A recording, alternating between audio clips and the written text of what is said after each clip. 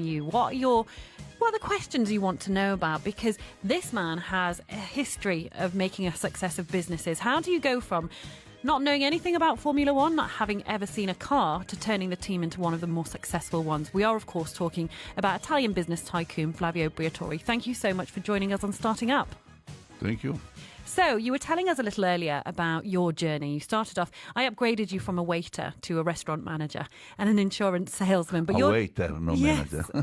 So I upgraded you. But let's be honest, you decided being a ski instructor wasn't for you. An insurance salesman wasn't for you. You thought you were destined for better. And we talked a bit about your background in Formula One, and you did build a team around Michael Schumacher. That took expertise in spotting his talent. But how did that then get you interested in football? Because you were the man behind Queen's Park Rangers and you invested some of your own money into it. Yeah, at one point I was a little bit boring with Formula One. I was talking with Bernie Ecclestone. I remember we fly in Singapore. We had a long time fly, me and him along in the plane.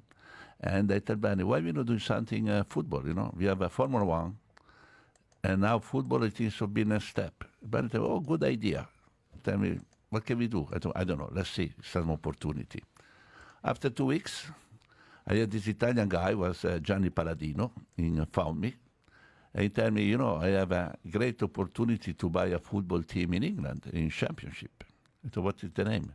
QPR. I never heard the name myself, you know, me. What do you mean, QPR? Queen's Park Rangers, okay, where is? The last one in the table. Come on, okay, this is a good idea. I thought with Bernie, but I have never heard the name of QPR. Oh, yes, is the team of the Queen. So it's not the Queen anymore, it's the last one in the Championship. So we're negotiating. We bought the team, me and Bernie.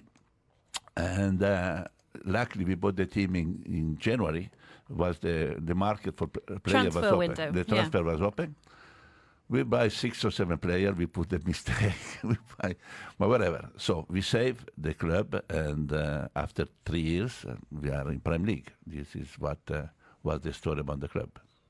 Flavio, let's bring this back to Dubai. They say that the way to a man's heart is through his stomach. I'm suspecting from this list of supermodels, it's also the way to attract some women as well. I've eaten in some of your restaurants. Yeah. Just fantastic food. But it's not just about the food, is it, with a restaurant? It's about the whole ambiance. So how does one go about finding the magic dust? I believe the food is 50%. Maybe always good food. There will be always super product, etc., good chef. 25% is the stuff, 25% is the energy. The energy is something magic, not tangible, you know, something magic. And who's make it? The people. Who's the decoration of the restaurant? Your client. Who's the best PR? Your waiter. You know, the waiter is no more like before. A waiter is a public relation guy. Is somebody have their own customer. And the chef, you know, you remember one time the chef was normally fat, sweating, smelling. Now, with all the reality, master chef, etc., the chef have blue eyes, skinny, good looking, you know. This world is changed completely. It's entertainment anymore. It's not only food. You see the big restaurant, 3-star, 2-star, a very difficult time. The people want to go out to have energy, want to have fun, but it's the entertainment.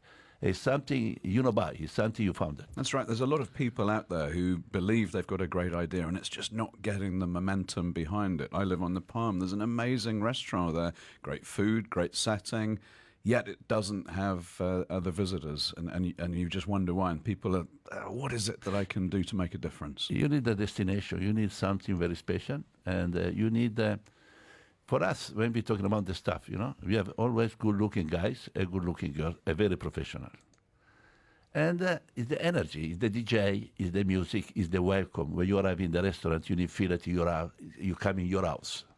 I hate when you go to the restaurant, you have some people with the radio and they ask you 10 times, where is your name? You know what I mean?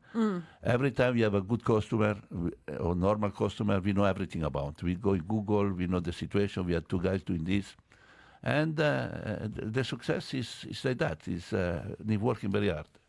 And what are your tips then? Because it's a competitive market here in Dubai, particularly for higher end restaurants. What makes your brand stand out? How can people replicate this? I believe in Dubai is too many brands. You know, it's a little bit too many. And Dubai in this moment have a very difficult time. It's not like before. It's no more the destination. I talk about for the European people. It's no more the destination like before, you know. 5, 7 years ago, you talk with everybody want to go to Dubai. Emirates done amazing job, fly from everywhere to Dubai. Now it's a lot of the competition. It's a lot of new place. Dubai is very expensive, and the cost of the restaurant, the bill is very high because everything higher. The liquor is high, the food is high, etc., etc. I mean, I believe it's tough, but for surviving, you need to be very special. To very special, in the Billionaire, we have the show every night, and we have the Italian food, we have the Japanese food with sumo-san. You need to be in the top. You need to have the waiter, you need motivating. I come into Dubai every month, 3 days, 4 days. Just we have a conference call every week with the management of Dubai. You need to keep going, and you need quality, entertainment, energy, and welcome, local people, tourists. You need everybody, young people, old people, good-looking guys, good-looking girls. Everybody need to be there. And the great thing is you can dress your staff as well, because you also have an amazing fashion brand. Yeah, but now it's Billionaire. I sold 51% to Philip Lane. Philip is much better than not me. I mean, he's a genius, the guy. He's a super guy. And I am the sleeping partner with one open eyes. And that's essentially what we're saying it comes down to, Flavio, because, you know, you have an attention to detail. That's clear. You think it's important to be in Dubai a couple of times a month to keep an eye on what's happening. Even as a silent partner, you're not sleeping because you want to make sure it's being run properly. Now, do you have any tips for people who are listening to this thinking, I really would like to start a business. I think I've got a great idea. I think I could get a good team behind me. What's the one piece of advice you would give to Flavio when he was deciding that he would no longer be a ski instructor and he wanted more? What advice do you wish you would have been given back then?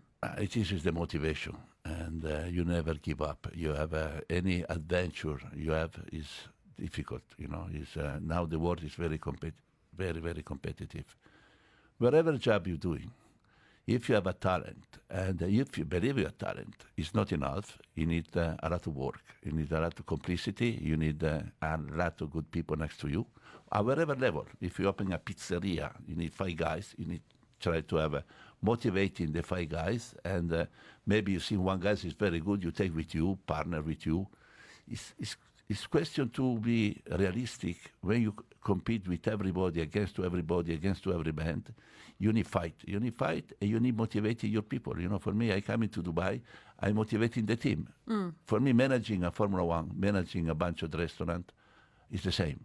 You're managing human being. And you need motivating the human being.